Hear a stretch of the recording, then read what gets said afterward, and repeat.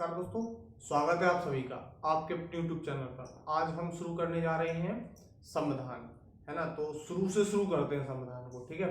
तो संविधान पहले तो ये समझना पड़ेगा अपन को कि संविधान की जरूरत अपन को क्यों पड़ी और ये बना कैसे। तो संविधान का मतलब है संविधान। सम का मतलब होता है समान, विधान का मतलब होता है रूल।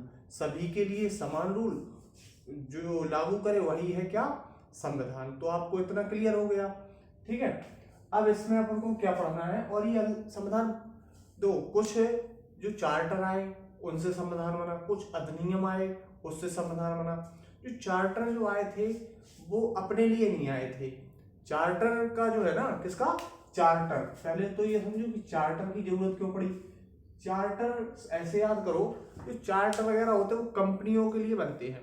ईस्ट इंडिया कंपनी को रूल करने के लिए ब्रिटिश सरकार चार्टर लाती थी। तो कुछ चार्टर लागू हुए, और एक होता भारत शासन अधिनियम। आपने सुना होगा भारत शासन अधिनियम, है ना, अधिनियम, है ना। तो ये भारत को चलाने के लिए क्या चलाए गए, भारत शासन अधिनियम, ठीक है। तो सबसे पहले जो चार्टर आया वो कौन सा चार्टर आया, सबसे पहले आया था 1773। 1773 में कौन सा आया था, रेगुलेटिंग एक्ट आया था। क्या आया था, regulating act. Regulating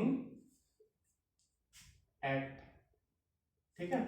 regulating act में क्या हुआ कि इसमें एक कोलकाता में क्या हुआ, सुप्रीम कोर्ट बनाया गया। कोलकाता में, इसका सबसे पहला पॉइंट लिखो, कहां पर, कलकत्ता। सीधा लिखो कोलकाता लिखो, पहले कोलकाता ही बोलते थे, क्या, कोलकाता में क्या बनाया गया, सुप्रीम कोर्ट। सुप्रीम कोर्ट में सदस्य जो थे वो 3 सदस्य थे। कितने सदस्य थे, 3 सदस्य, ठीक है।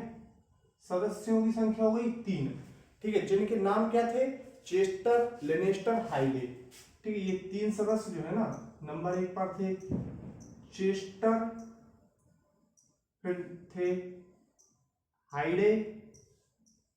हाइडे और एक लिनेस्टर। कौन थे, लिनेस्टर, ठीक है, लिनेस्टर, ठीक है। और इसके जो मुख्य चीफ थे, है ना, कौन से, मुख्य चीफ। एक क्या थे, मुख्य चीफ कह लो या सदस्य कह लो, एक वो थे मुख्य चीफ। और ये मुख्य चीफ कौन थे, बताओगे आप लोग। ये मुख्य चीफ थे एलिजा एम्पे। कौन थे, एलिजा एम्पे, ठीक है। ये थे मुख्य चीफ।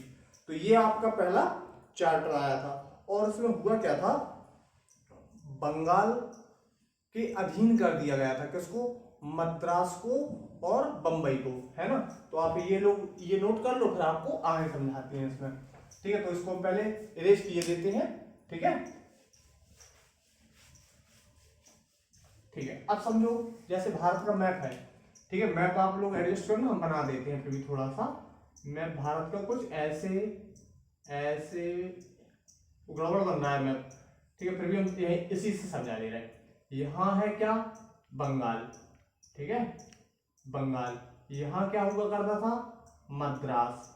यहाँ क्या था, ये गुजरात वाला सीन है ना, यहाँ पूरा क्या था, बंबई, है ना। ये गोवा वगैरह ये सब पहले बंबई के ही अधीन आते थे। और इसको मद्रास को और बंगाल को किसके, सॉरी, बंबई को किसके अधीन कर दिया गया, पश्चिम बंगाल के अधीन। अब इन लोगों के जो गवर्नर वगैरह थे या जनरल वगैरह थे वो पहले पर डायरेक्ट ब्रिटिश नहीं आएंगे परमिशन लेने। अब कहाँ जाएंगे, सीधे बंगाल से परमिशन ले लेंगे, कोई भी अपना अधिनियम लागू कर सकते हैं।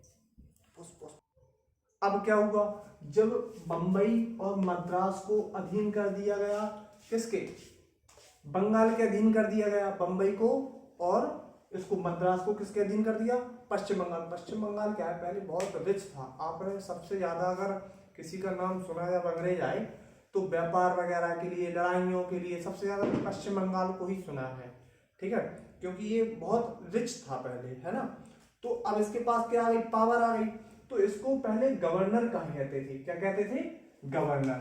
तो अब क्या कहा जाने लगा, बंगाल, पहले जो बंगाल था, बंगाल के गवर्नर को क्या कहा जाने लगा, गवर्नर जनरल, क्या, जनरल कहा जाने लगा। ठीक है, अब क्या हुआ, कुछ ही, और इंग्लैंड के उस टाइम प्रधानमंत्री जो थे वो पिट्स थे। कौन थे, पिट्स। तो फिर आया एक पिट्स इंडिया एक्ट। कौन सा आया, पिट्स इंडिया एक्ट। चलो इसको रेस्ट किए देते हैं, फिर पिट्स इंडिया एक्ट को समझाते हैं। ठीक है, क्या आया, पिट्स इंडिया एक्ट। ठीक है, राइटिंग आप लोग एडजस्ट कर लेना, समझ में आई है, बोल भी रहे हैं, है ना, तो आप राइटिंग इसको एडजस्ट कर लेना। अब ये कब आया था सर, 1784 में, 1784 में। रेगुलेटिंग एक्ट कब आया था, 1773 में। उसमें क्या हुआ, बंगाल के गवर्नर को गवर्नर जनरल कहा जाने लगा। सुप्रीम कोर्ट बनाया गया कोलकाता में। चेस्टर, लेनेस्टर और हाइडे उसके सदस्य बने। एलिजा एम्पे उसके मुख्य न्यायाधीश बने। ये तो था रेगुलेटिंग एक्ट।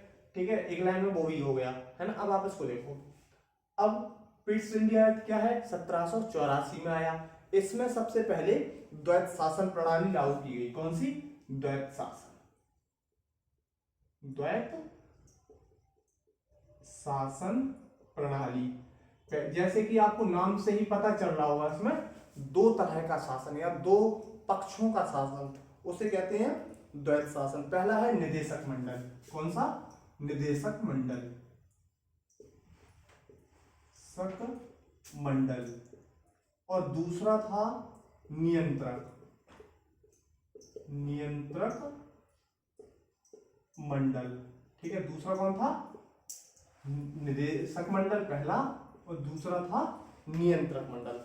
इसमें क्या है, व्यापारिक जो मामले होते थे, व्यापारिक, कौन से, व्यापारिक मामले इसमें आते थे। राजनैतिक मामले इसमें आते थे। कौन से, राजनैतिक मामले इसमें आ जाते थे, राजनैतिक।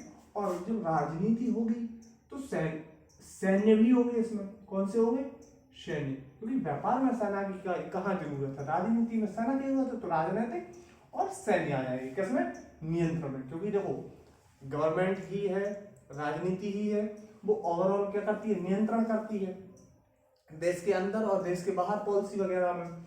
और सैनिक जो है ना, वो बॉर्डर पे नियंत्रण रखते हैं, तो ये किसके अंदर आएंगे, नियंत्रक मंडल के अंदर।